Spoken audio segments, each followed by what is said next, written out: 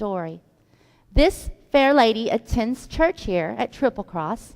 She is married to her knight in shining armor, Sir Terry MacDonald, and together they have 3 sons. Because she loves the king so much, she wanted to share her story with you. And I am so proud of this woman because she's never spoken in front of anyone before. So y'all give her all the love and praise because this is the first time she's doing this, and she's going to tell y'all an amazing story today.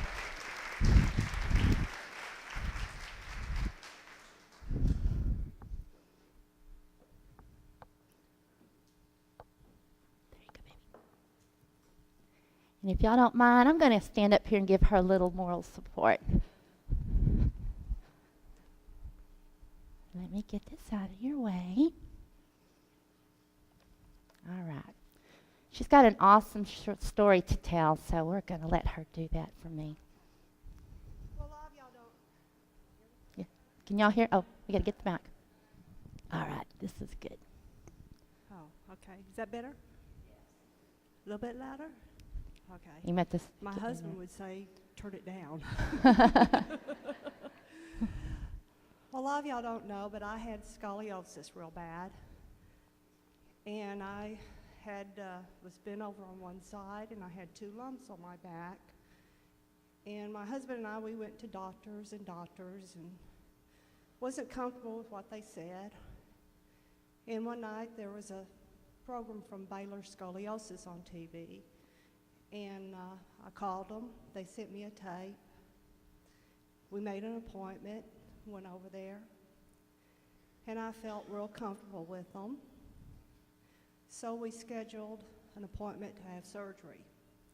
So in October the 26th, 2010, I went in and had my surgery. I was there for 15 days. It was a real hard surgery. It was an 8-hour surgery. They cut me in front, and then they cut me in back from my neck all the way down to my tailbone and put a bar in my back.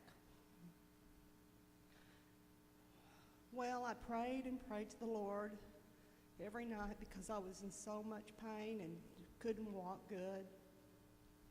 And I was praying it, just every night. And one night he come to me and told me, he says, you don't have to pray anymore. I'm here and you're going to be okay. Well, I called my husband the next day, and I said, you're not going to believe this. And he said, what? I said, the Lord came to me and told me I was going to be okay, and I didn't have to pray to him anymore, that I was all going to be all right.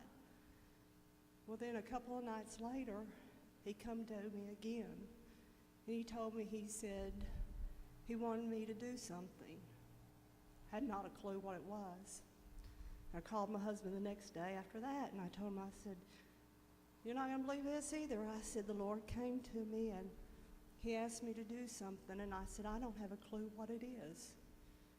Well, I was in therapy, and this man come up to me, and he said, I've seen you, and he says, you've got a smile on your face, and you're real in good spirits and everything. He said, my daughter was in a car wreck at college, and said she is so downhearted, and said if she doesn't get to go home this weekend, I don't know what we're going to do.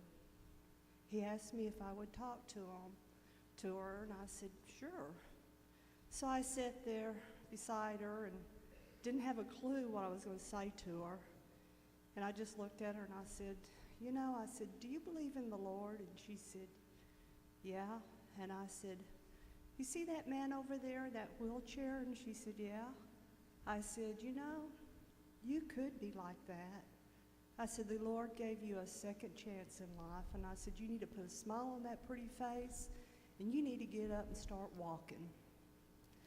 Well, my husband and I were sitting out waiting for me to get evaluated a few days later. And her dad come out of the elevator, and he told me and my husband, he said, I don't know what you have said to my daughter, but said she's got up and going and been on Facebook writing to her friends, and he says, I'm sure she's talking about you. Well, I said, oh. So anyway, he said, and she's going to get to go home this weekend with us.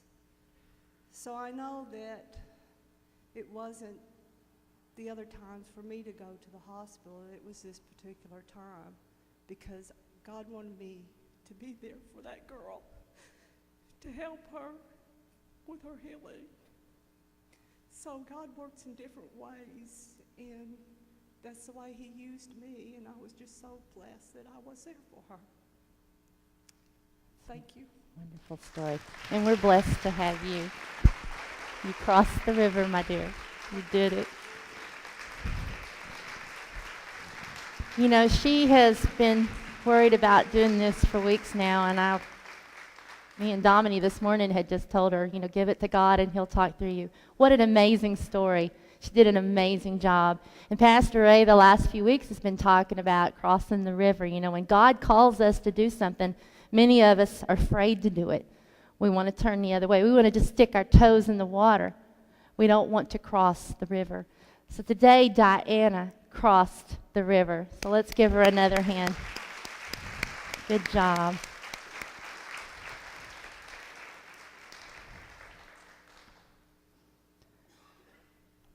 All right, thank you. As our wonderful story presses onward, one of the two beautiful maidens felt as if she too had a story to share with all the fair ladies in the village.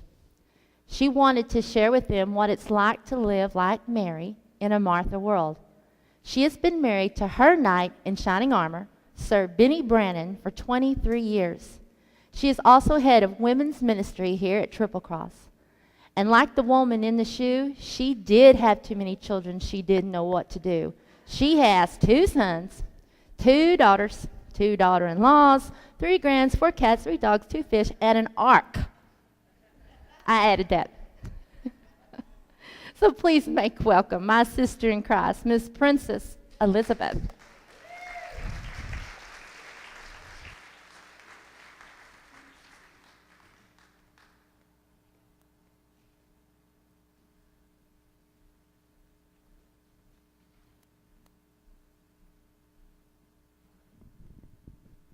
Y'all know I'm not good with this mic thing.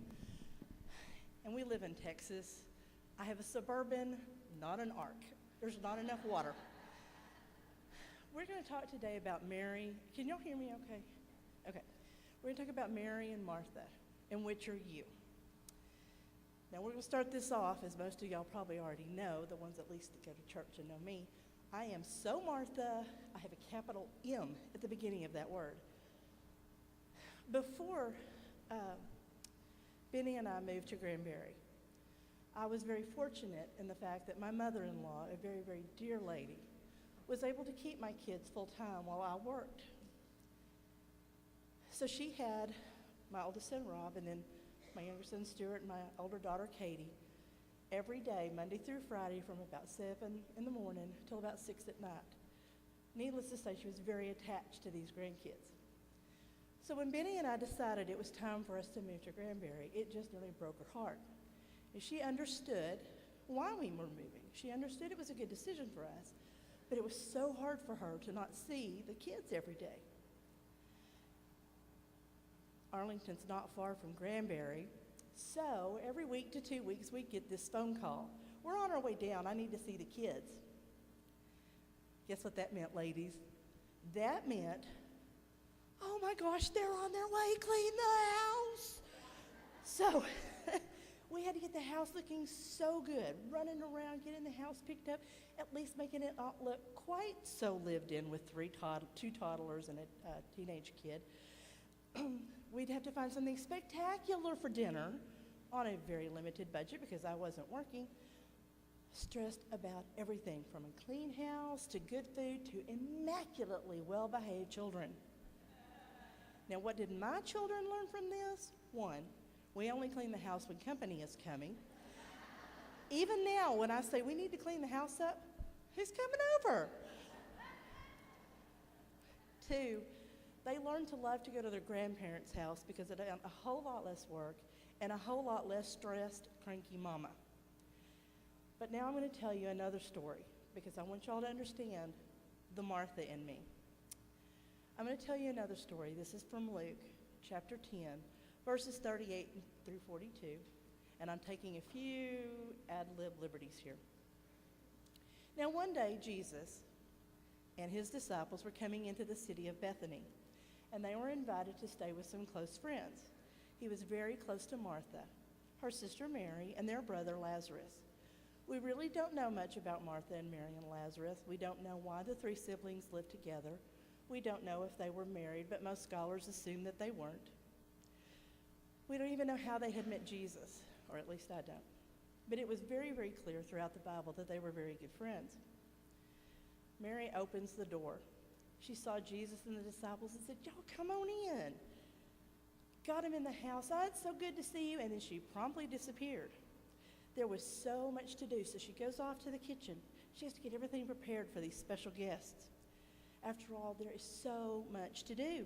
You know, I'm sure she had servants, but someone had to supervise those servants. The guests had to be brought in and their feet washed with cool water. It was the desert, so they all desperately needed something to drink.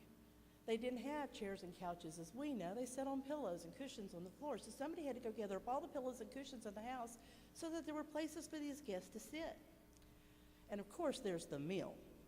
Personally, I think Martha had to have been Baptist because I've never gone to anything Baptist without food. It had to be spectacular. This was her friend, Jesus. His friend. She wanted to not embarrass Jesus.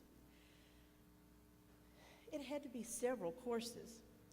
And normally when we think of Jesus and his disciples, we think of the 12 disciples. And I'm sure that those 12 were there. However, it was normal for Jesus to travel with sometimes up to 80 people. So she may have had Jesus and 92 people to serve a meal to. This was a very special meal for some very special people. Martha gets to work. She's telling the servant, "You go get the pillows." Telling another, "You go wash their feet," and start with Jesus, of course. Others were dispatched to start gathering up salads and fruits for the meal. Some were sent to start cooking the meat dishes. She is running this way and that, answering all the questions that come up. But about this time, she realized that she hadn't seen Mary in a while. She's not helping. Oh, where is she? She needs her help keeping everybody on track. So she goes and looks in the pantry, and she's not there. She goes out to the well. She's not there. She goes into the bedroom in the back. She's not in there. So she's hurrying back down the hallway and happens to glance into the living room where all the friends are gathered. And lo and behold, at a double glance, there is Mary, sitting at Jesus' feet. Okay, now this is just wrong on two levels. One, we're talking about a very conservative Jewish society. Women did not associate in any way with men. So here's Mary sitting in the middle of this room of all these men. Women were here to serve the men, not to sit with the men. Number two, and more importantly, Martha needed help. Now I can see Martha in the hallway door. Psst, Mary. Psst. What is Mary doing? She's sitting there and listening to Jesus, not paying any attention. She couldn't get Mary's attention. Fine. Martha goes back to the kitchen. She starts getting upset. And the more she thinks about it, the more upset she gets. And then she gets even more upset until she's just plain aggravated. So you know what? She's going to tell Jesus something. Off she goes into the living room right in the middle of all those men, including her brother and probably neighborhood friends. And she says, "Jesus, don't you care that my sister has left me to do all the work by myself? You tell her to come help me. She'll listen to you." Now, Jesus knew Martha well. They had been very good friends for a long time, and he knew how she thought. He knew her personality, her strengths. She was a doer, a good woman, a good friend to everyone. She was always willing to do whatever needed to be done at home, at the temple, in the neighborhood. But he also knew her weaknesses. She never stopped and listened to him. She didn't recognize what was important at the moment. She didn't rest, and she didn't allow her spiritual cup to be filled. or at least very often. But she was his friend, and he loved her. So with that love in his voice, he says to her, Martha, Martha, you are worried about many things, but only one thing is needed. And Mary has chosen the better, and it will not be taken away from her. Now, the story in the Bible is there, so we don't know what Martha did. We don't know if she went back to the kitchen and hemmed and hawed and fumed a little bit more and maybe gave Mary what for after everybody left, or if she sat down and stopped and listened. We're not sure. But growing up in church, I've heard this story many times in Bible studies and in Sunday school lessons. And I always kind of thought Jesus was chastising Martha, implying that Mary somehow was better and smarter somehow. But I've come to realize that Jesus was simply telling Martha to learn to choose well. In that particular moment, in that particular place, in that particular situation, Mary was smarter, and she had chosen the right thing. See, Jesus knew his time here on earth was rapidly ending, and he knew that someday Martha would regret being in the kitchen and not at his feet listening and gaining from his wisdom. He knew that while a meal was necessary, a simple one does just as well as a fancy one. Food is eaten and then forgotten, but the knowledge of God is yours forever. He knew that she worried herself to make him know he was important to her, but he also wanted her to know she was to him, not her clean house or the fine foods, but herself. So Mary was right then, right? Again, in that particular moment, in that particular place, in that particular situation, yes. But then I'd ask, okay, so if we all sit and listen to the pastor and talk about spiritual matters, who did the work of the church? Churches would get dirty. Diapers wouldn't get changed in the nursery. Lunches wouldn't be cooked. So I did some more praying, some more thinking, and some more comparing. Then it dawned on me what this is. It's balance. It's all balance.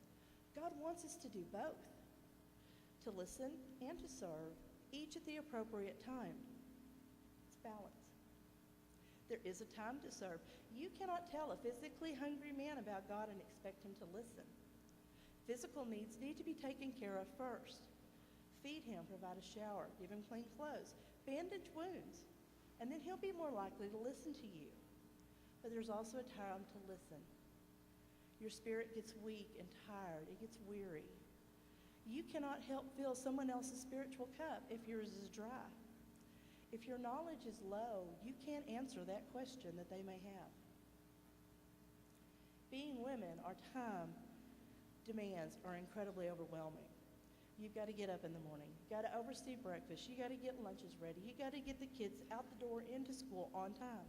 You may work a full day at a job and then come home to oversee homework and fix dinner and then clean the kitchen. And then while you're doing that, you've got a load of towels in to wash, hopefully get a story read to the kids, get the kids in bed, and then spend a little cuddle time with your husband.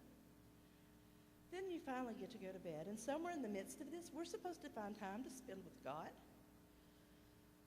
and for ourselves. Some of you ladies may remember there was a commercial in the 70s. I can bring home the bacon. I can fry it up in a pan and never let you forget you're a man. My mom always laughed about that. She said if he forgot, that was his problem. But we live in a society that rewards busyness. The more we do, the better a person we are, the more worthy we are. We're recognized for our accomplishments, and we all like to be recognized for our beautiful homes, for a job well done, for very good kids that accomplish a lot in school. We love to be recognized for the meals that we've served and that perfectly decorated Christmas tree. But how do we find the balance that I mentioned earlier? How do I find time to spend with God? A spiritual being that isn't sitting in front of me demanding something. It's easier to respond to a crying baby, a whiny teenager, or even the TV, even a friend that calls with good news. It's easier to respond to that than it can be to God. I'm going to let you into a discussion that goes on in my brain.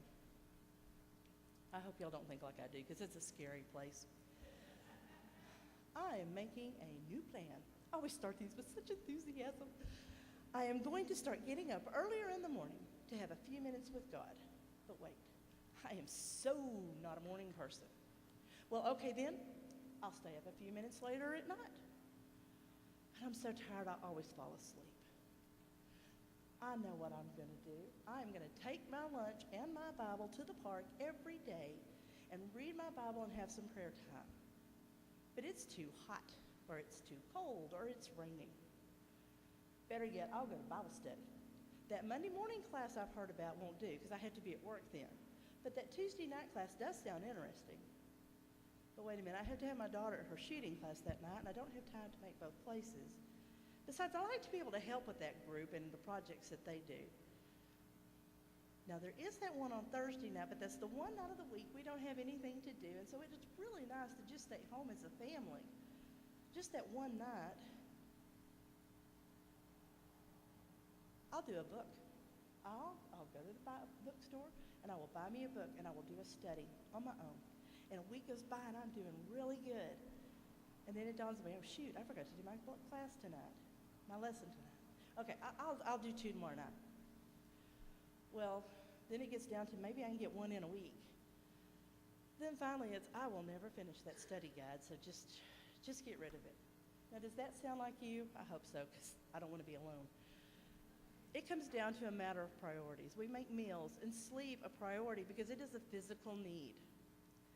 We need to learn to make our spiritual needs a priority too. We need to make sure that our spiritual need is filled as well as our physical needs. And after those 2 are met, then we can help others with their physical and emotional and spiritual needs. See, Mary's physical needs had already been met. She knew her guest's immediate physical needs had been met. She stopped to fill her spiritual needs. Then when Jesus was done talking, she knew she would be full and better able to tend to the physical and emotional needs of her guests. So it's back to finding balance. Well, how do I begin to tend to all the physical needs I see and care about? How do I make sure that my family is well and taken care of, along with my friends and the guests in my home? How do I help others in my community, my neighbors? I see so many areas I want to help in. So we're going back to my brain discussion. My kids you guys should feel sorry for my kids because I don't think these things inside very much. It's usually just pouring out all the time. And they have to decide, what do I really mean and what do I really not, or is it just mom rambling again? All right, here we go. All right, we're going to get the house straightened up, and no kids, no company is coming. But once I get it under control again, then I'll have more free time because then I can just maintain it. And then it'll make it easier, so I have some more free time. Oh, but tonight when I fix dinner, I need to fix a little extra for that neighbor down the street. She just really hasn't been feeling well. And then I've got to take it down to her. And I was thinking about that adult literacy program I've been hearing so much about. That is something I would really like to work with. I'm a good teacher, and I have such a passion for reading that it's something I would love to share. But they teach on Tuesday night, and that's Laura's shooting class, and that's why I can't go to the Bible study. But maybe if I ask, they'll start teaching the literacy class on other nights. And then I would really like to work with battered women. They need someone to love them just for who they are. Now, the only night I have is free, that I have free is Thursday, and I really need to stay home with my family that night because that is the one night we have at home, but surely they will understand the situation these women are in. Maybe if I hire a maid, that would be really nice. Maybe if I hire a maid, I can do more volunteering at the church. And I really want to participate with that new drama group they're starting there. Then we could kill 2 birds with 1 stone. We could start a literacy program at the church. Then we could teach the adults to read with scripts from plays to perform for the church so they are reading, acting, and learning about God all in one fell swoop. I could do 3 things at once. Does your mind ever go like this? Thank you. I'm so glad y'all said that. It is important to fill physical needs. An abused woman cannot begin to see or understand God when she lives in fear. She needs to be in a place that is safe and free from judgment first. She will then begin to recognize her own self-worth. And she needs to recognize that before she can believe God sees any good in her. Someone who can't read needs to learn before he can read for himself the promises God has made for us. But if I see to the needs of all these others, where does that leave the second best God has given me, my husband and children? The first, of course, is Jesus. So my husband and children, where does that leave them? At home alone again. And it causes them to think they are less important to me than total strangers. So again, we're back to balance. We need to fill our spiritual cup so we can share with others. We pass that peace and knowledge that God gives us onto our children, our grandchildren, our spouses, our neighbors, and our friends. We need to shine a light that makes strangers look at us and want that same light. But yet we need to serve. We need to show God's love when we do. We can become, quote, Jesus with skin on to someone. We learn to appreciate what we have when we see those who are less fortunate. We teach our children humbleness and kindness when they see us helping. Find a project that your family can do together. But ladies, you need to find your balance. Your balance will look different than everyone else's. God delights in your company, and he wants to be involved in every part of our lives. He loves us so much, and he loves the fact that we represent him. So don't be so busy that he is shoved to the back. But don't be so heavenly minded you're no earthly good. It's all balance. Thank you.